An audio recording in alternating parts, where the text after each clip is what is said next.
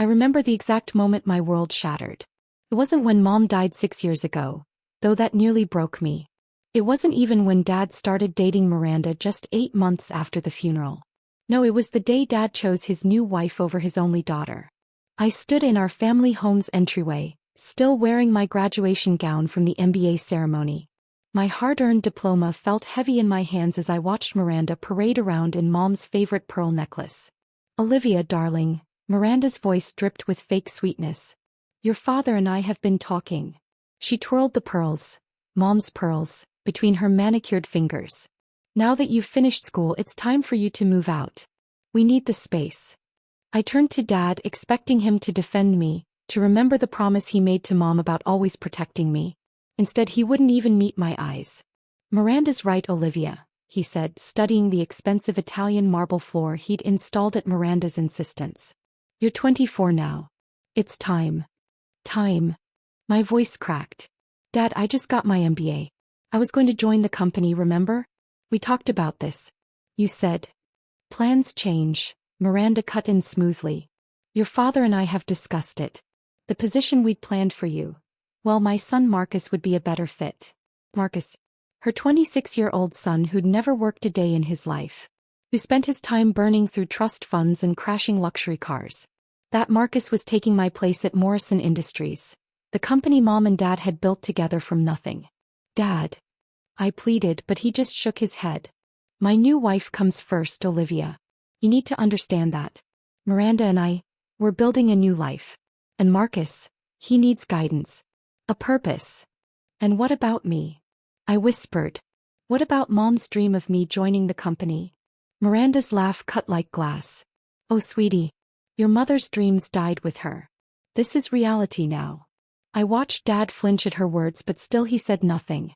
Just stood there, this man I barely recognized anymore, as his new wife kicked his daughter out of her childhood home. "You have until the end of the week," Miranda announced, already turning away. "We're converting your room into Marcus's home office." That night I sat in my room, soon to be Marcus's office, surrounded by boxes of my childhood. Photos of Mom and me baking cookies. The business textbooks she'd bought me when I first showed interest in the company. Her last letter to me written from the hospital talking about our shared dream of me helping Dad run Morrison Industries. I didn't cry. Not then. Instead, I made calls. 10 years of private school and an MBA from Stanford had given me an impressive network. By midnight I had 3 job offers. By dawn I'd accepted the most promising one. A junior executive position at Phoenix Consulting Group, one of the most secretive but powerful firms in corporate restructuring. When the moving truck came 2 days later, Dad finally spoke to me directly. "This is for the best, Olivia," he said, helping me carry the last box. Sometimes family means making hard choices." I set down the box and looked at him, really looked at him. Gone was the strong, principled man who'd taught me about business ethics and family values. In his place stood someone I didn't recognize, someone who'd let a woman wearing his dead wife's pearls push his daughter out of her life. "You're right, Dad," I said quietly. "Family does mean making hard choices. Remember that." He frowned, clearly not understanding the weight behind my words. How could he? He had no idea that Phoenix Consulting Group wasn't just another corporate job. He didn't know that they specialized in hostile takeovers and complex mergers. That they operated through a labyrinth of shell companies and silent acquisitions. Most importantly, he didn't know that I'd already declined the junior executive position they'd offered. Instead, I'd presented them with a different proposal. One that would take time, patience, and absolute secrecy to execute. As I drove away from my childhood home that day, I glanced in the rearview mirror. Dad stood in the driveway looking smaller somehow. Miranda had her arm around him, a triumphant smile on her face. Neither of them noticed that I was clutching Mom's old briefcase. The one containing all her original documents about Morrison Industries' founding, structure, and vulnerabilities. "Family comes first," I whispered to myself, thinking of Mom's pearls around Miranda's neck. Let's see how well that works out for everyone. What happened next would take 3 years to unfold. 3 years of careful planning, silent moves, and waiting for the perfect moment. 3 years during which Dad barely called, too busy with his new family to notice his daughter's quiet rise through the corporate world. But that was fine. I didn't need his attention. Not yet.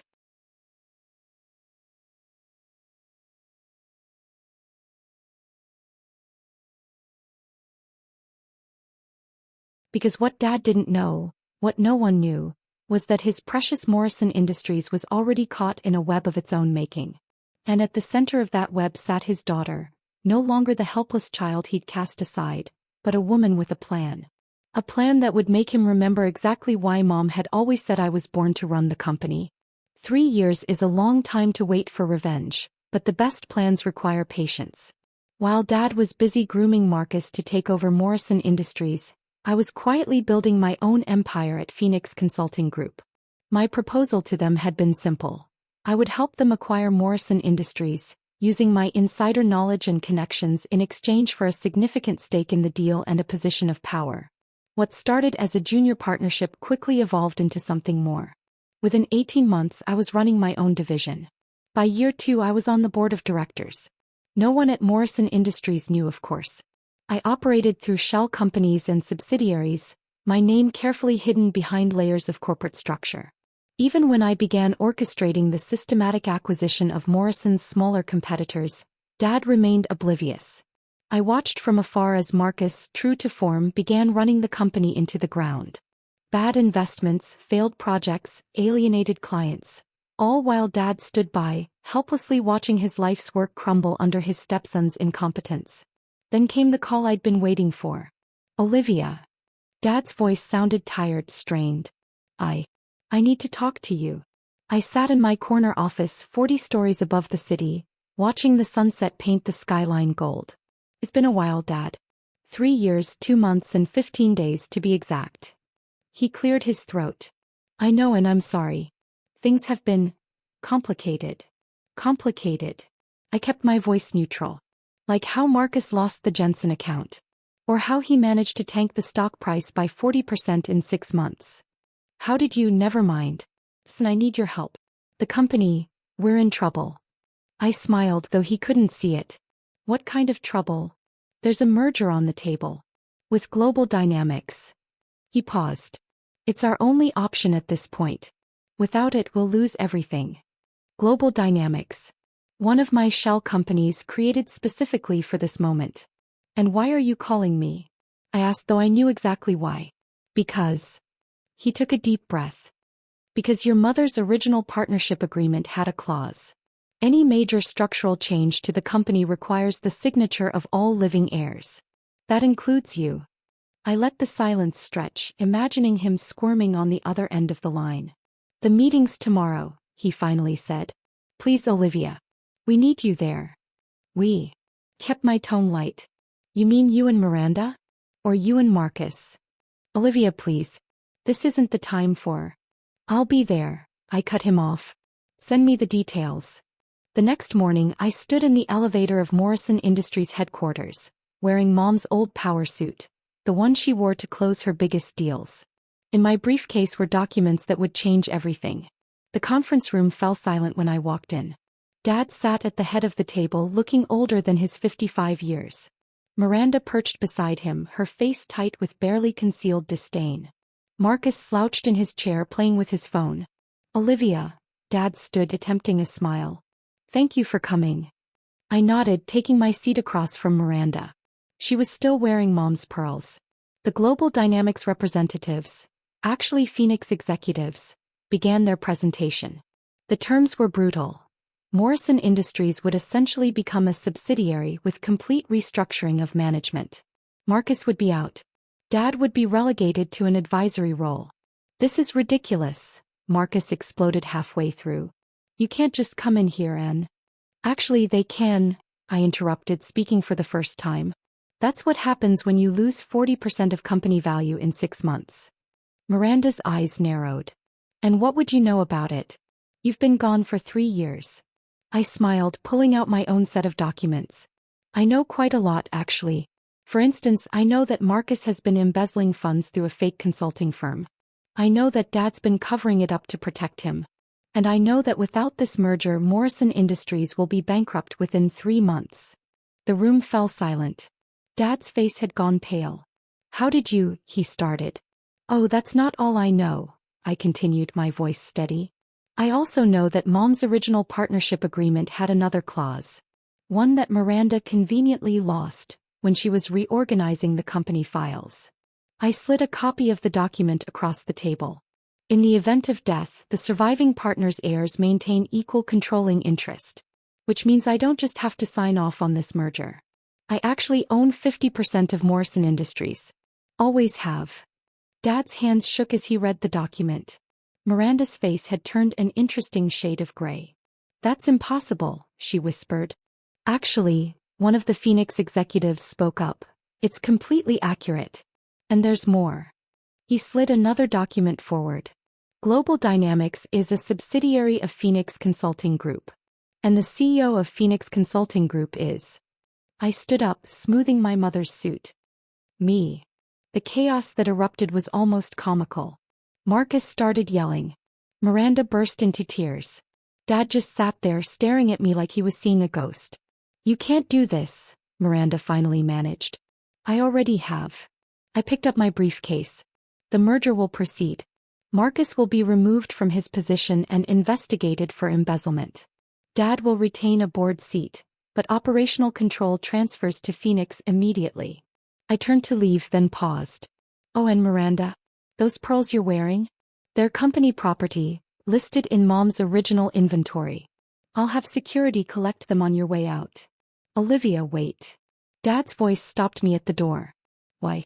Why go to all this trouble? I turned back one last time, meeting his eyes.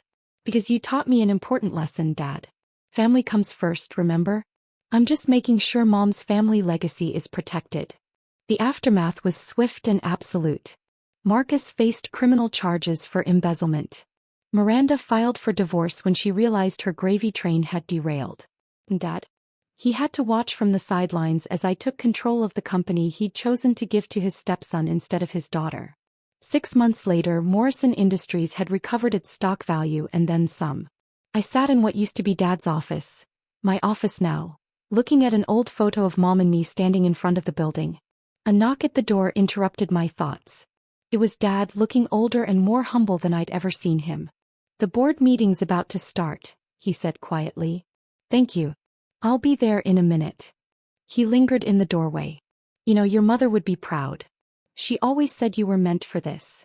I looked up at him, at the regret etched deeply in his face. I know. Olivia, I'm sorry. For everything. For choosing. For not seeing. Sometimes family means making hard choices, Dad, I said, using his own words from 3 years ago. You made yours. I made mine. He nodded slowly, understanding the weight of what I was saying. As he turned to leave, I called out one last time. Dad?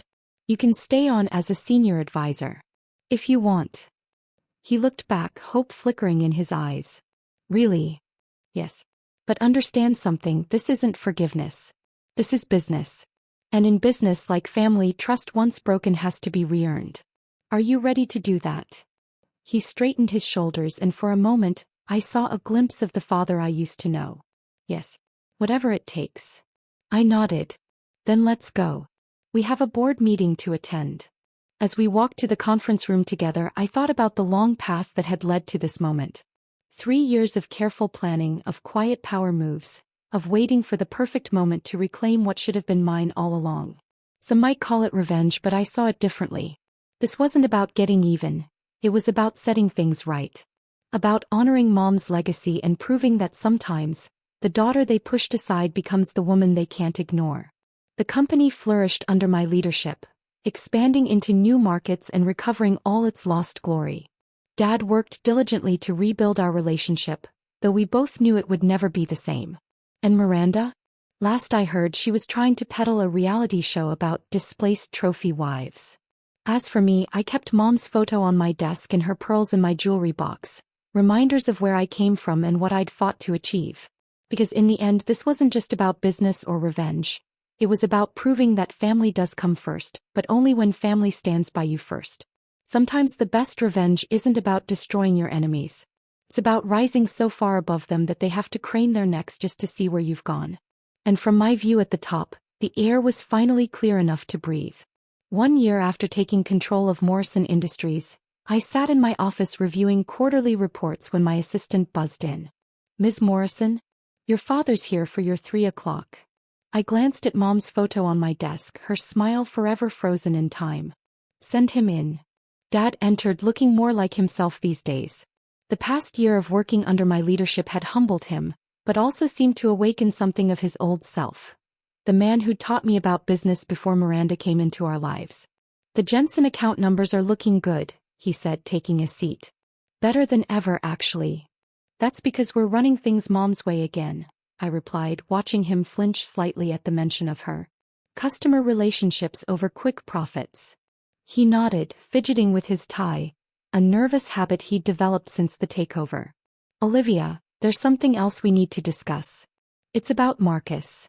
I raised an eyebrow. What about him? He's trying to make a deal with the DA. Says he has information about company irregularities. Things that happened during the time after your mother. You mean when you let him run the company into the ground?